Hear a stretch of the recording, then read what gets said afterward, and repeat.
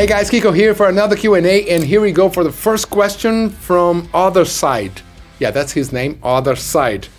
And well, before anything else, subscribe to the channel, leave your comments, leave your questions, and here we go. If you could tell something to the 19-year-old Kiko, what would it be? One thing about life and one thing about guitar. Love your videos and playing. Thanks a lot. Other Side, 19-year-old, that was like 91. When I was 19, I recorded, instructional video, VHS. Yeah, and I was so shy. But back then you didn't have, selfies, things and doing videos every day, all the time. So having a camera in front of you was like something really scary, I would say. And so I would say to that Kiko, don't be shy, don't be anxious about things, just relax, do your stuff, because basically would be like, don't be afraid to be yourself, or don't fear being rejected. That's a common thing. Everybody has this feeling, I believe, but it's and then as an artist mainly, but as anyone, you have to learn how to dance with your fears. You have to understand this is part of life, and just show your music, show your riffs to your bandmates, to the people, and do your videos online. Just start doing it, because in the end of the day, nobody cares. Nobody cares. In the beginning, you need to. That's what you're learning. You're learning how to, lose this fear of being rejected.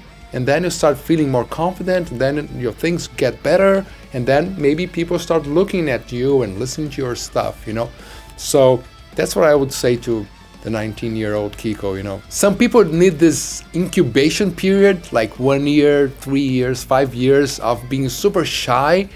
And then at some point you have to learn how to put things out. And then that's the only way for you to learn things, And that happened to me because I was part of a band, Angra, and then some other guys who were more open to show their things, and I was learning from them, how to be, how to learn to be rejected, and accepting the no's, that don't do this, or I don't like that. Accepting that I don't like this, and then don't take it personal, just go back home and then keep working, right? So let's go for the next one here. Ícaro Bernardo. Kiko, talk about your tinnitus. It's a damn important subject, and it could help many others. I don't have it, sometimes I have it, like rarely actually, but I do have hearing loss. So basically I didn't take care in the early days, it was fun to play in the loud amps and, rehearsal rooms with loud music, loud rehearsals, and I was not taking good care of my hearing, so good old days, so you just have to, be aware of that when you go to a concert, when you rehearse, when you're listening to headphones, when you're listening to music at home, and be aware that it's not good to drink and to listen to loud music. Just be aware that it's a normal thing to have some hearing loss, but you don't want to have this big spike in a 2K, 3K frequency that you stop understanding what people are saying.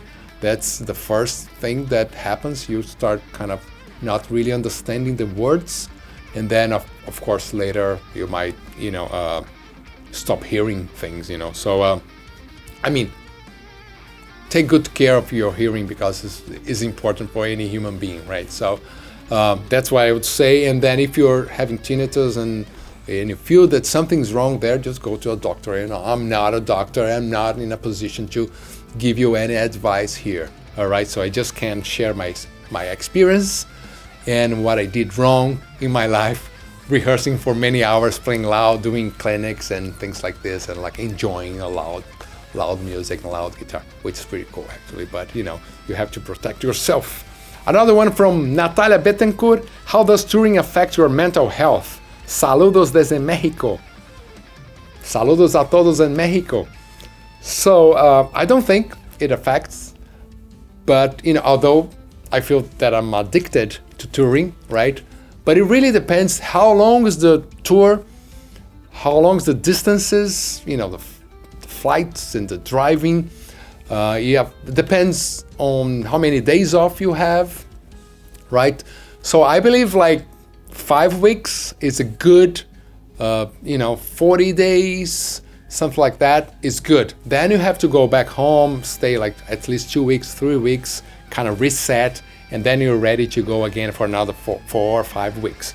That will be a great, amount of time away from home. Because the first week, you kind of get into, things are starting to roll, and then getting maybe as a new crew members, new set list or something. If something new is exciting, you're starting the tour. Second and third week, you're like at your peak, you know how to play the songs well. You've been, you did already 4 or 5 shows, and then it's all there, and then you're really excited. Maybe the 4th and 5th week, you might be missing home, getting tired, and then you have to be aware of that. Because if you're aware of that, you have to adjust your lifestyle, doing sports, eating well, sleeping, respecting the privacy of everyone in the band, in the crew,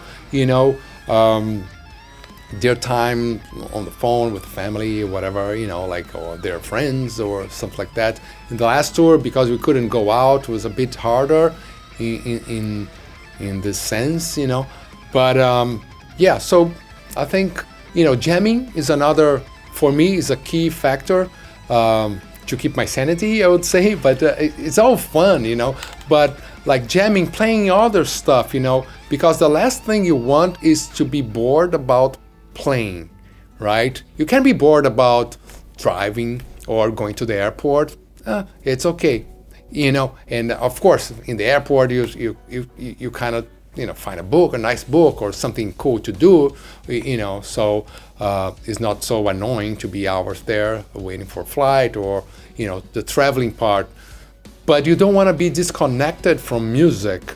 So I like jamming, I like playing other styles, maybe learning something new, getting an online course and like getting some things, not a lot, but something that kind of takes me out of that, the same songs of the set list, because you rehearse, you might be playing, I don't know, like 15 to 20 songs, you might rehearse 25 songs, so you can do different sets, but those 25 songs.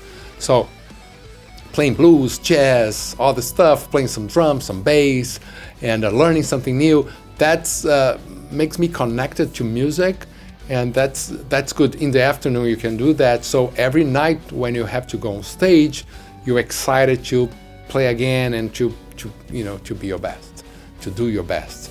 And then you have the big stage, the lights, the PAs, the fans, the whole thing, and also you feel like great to play the songs and to give your 110%. So that's a key factor for you guys that want to be a professional musician, a touring musician. You have to understand it's a lot about the personality, the skills. Of course, you have to be great, you have to be a great player, and have to deliver. But the personality, being a cool guy to hang, is as important as your skills. The next one from Squid Vet, Ohio. Kiko, what is your favorite song to play that you, Megadeth or Angra, didn't write? Not on stage, but just at home. So many songs, come on.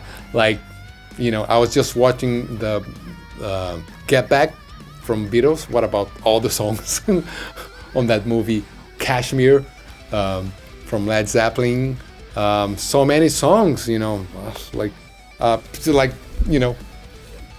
like those books, all the songs here, So, yeah, Kashmir would be good, right? Let It Be, So, that's an easy answer, right? This one here from Almost Literally, that's his name. You have a Fender Rhodes piano? ? Yes. This is a Fender Rhodes piano. You turn it on here. Yeah. Get my chair. Yeah, so.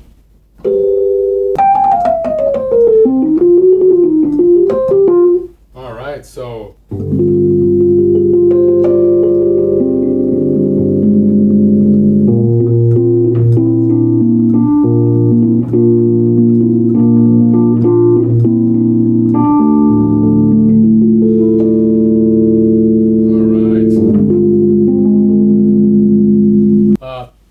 What about this one? Right.